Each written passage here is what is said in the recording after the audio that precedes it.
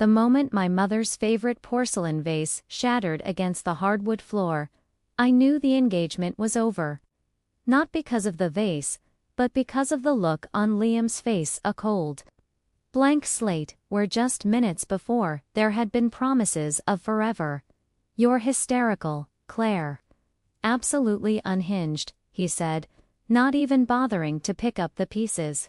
He just stepped over them, heading for the front door of the apartment we'd just finished furnishing. Hysterical. That was the word he used to dismiss my gut feeling that he was cheating. My panic when I found the receipts for diamond earrings I'd never seen, and my heartbreak when I realized the lies were deeper than late nights at the office. He didn't just walk out. He staged a dramatic exit.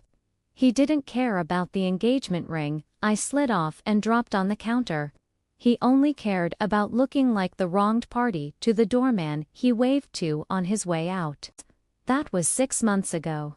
Today, my phone is buzzing relentlessly with calls from a number I deleted long ago. Liam. He's leaving voicemails. 2, each one tighter and more controlled than the last. He needs me. No, he needs the name I gave him. And I've been waiting for this moment like a spider waits in a perfectly spun web. I used to think Liam was my safe harbor. We met in college. He was the driven finance major with the perfect jawline, and I was the earnest architecture student. I remember one night, sophomore year, it was raining so hard the common room windows looked like waterfalls. My car had broken down an hour from campus, and my jerk of a father wouldn't answer my calls. I was sitting on the curb, soaking wet and crying into my hands. Then Liam pulled up in his beat-up sedan. He didn't say anything about my tears. He just wrapped a massive, dry sweater around me and drove me back to safety.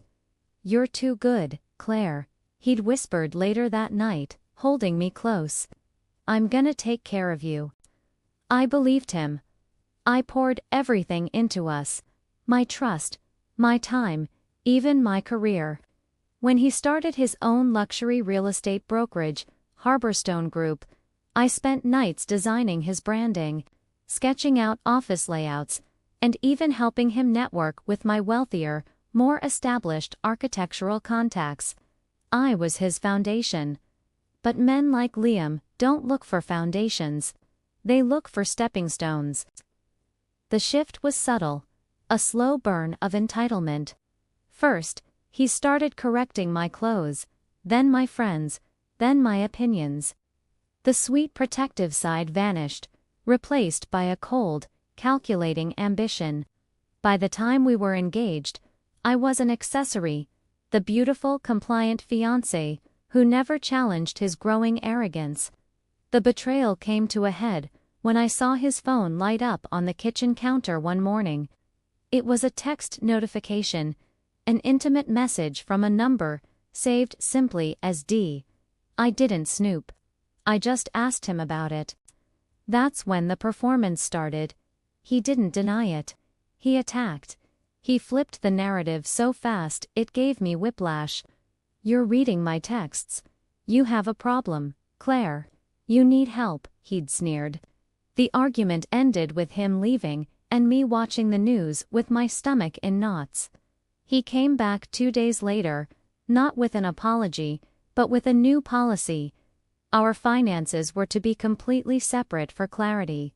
That's when I noticed it. Not the affair, but the money.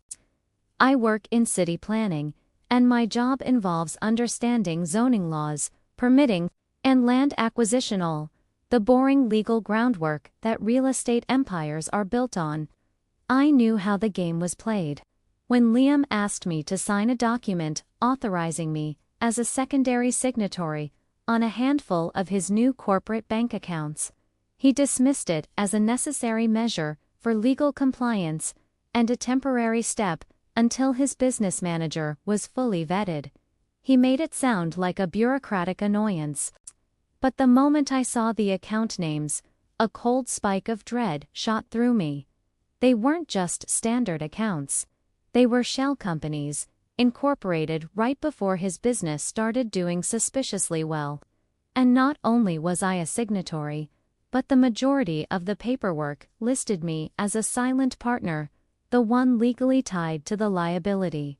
He wasn't protecting me. He was shielding himself. If his risky, borderline legal dealings went south, I would be the first one to take the fall. I was the escape hatch. The realization was physically sickening. I didn't cry. I didn't scream. I smiled a small, empty smile. Liam thought he was dealing with the hysterical ex-fiancée. He was dealing with a licensed professional who had just discovered she was the target of corporate fraud. If you're still listening and feeling the chill of this betrayal, make sure to hit that subscribe button and ring that notification bell. It truly helps this channel continue bringing you stories of clever revenge and justice. I spent the next 3 months meticulously gathering every single piece of evidence. I had access to his business files. I helped design them, after all. I copied digital documents, flagged suspicious transfers, and printed off every email where he casually implicated me in his financial structure. I even kept the original bank documents he had tricked me into signing, with his signature bold and clear on the bottom line. My revenge couldn't be a dramatic confrontation. That's what Liam wanted, a public shouting match where he could play the victim again. My revenge had to be quiet, precise, and existential. I had to hit him where he lived, his pristine, fabricated reputation, and his bottom line. The final piece of the puzzle fell into place last week. Liam's most ambitious projector, $40 million, downtown luxury condo development, called the Phoenix, was just days away from closing its initial round of funding. This deal was his entire future. If it succeeded, he'd be a major player. If it failed, his brokerage would collapse under the weight of his own greed. I knew the zoning documents by heart. I knew he had cut corners on the environmental impact study, and more importantly, I knew he had falsified some key structural load-bearing reports to save on construction costs. Dangerously falsified. The morning of the funding close, I executed my plan. First, I sent an anonymous, highly detailed package to the largest equity investor. It contained the real, unedited structural reports. The ones showing the building was a major liability risk. Second, I walked into the city planning office. I didn't file a complaint. I filed an official, professional request for reassessment of the Phoenix's structural integrity permit. I didn't mention Liam. I cited specific sections of the city code, used my official title, and pointed to the anomalies in the public record he thought no one would ever check. I made it look like a routine, meticulous audit. Within an hour, the city sent a mandatory stop work order and a public safety hazard notification to Harborstone Group. The funding was immediately pulled. The investors saw the stop order, then they read the anonymous reports, and the $40 million deal vaporized, taking Liam's reputation with it.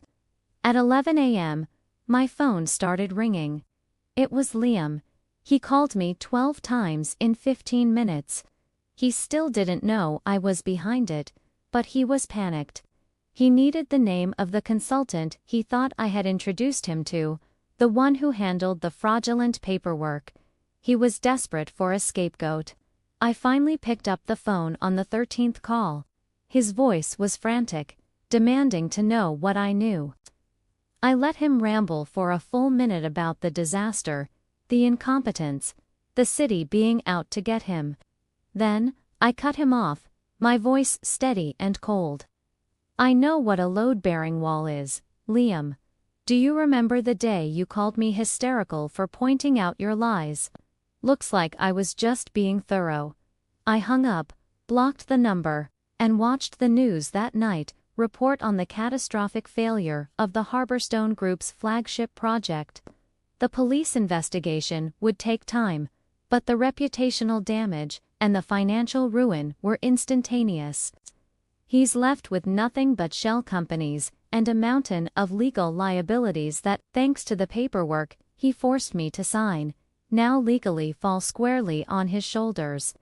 He didn't just lose his business, he lost his future, all because he underestimated the woman he dismissed as hysterical. He taught me a brutal lesson about trust and ambition. My vengeance wasn't fire or noise. It was calculated, surgical, and performed under the guise of competence he never thought I possessed. The biggest mistake a betrayer can make is assuming their victim is stupid. Sometimes, the best revenge isn't getting even, it's getting smart. What is one small detail you noticed that led you to realize someone close to you was capable of betrayal? Let me know in the comments below.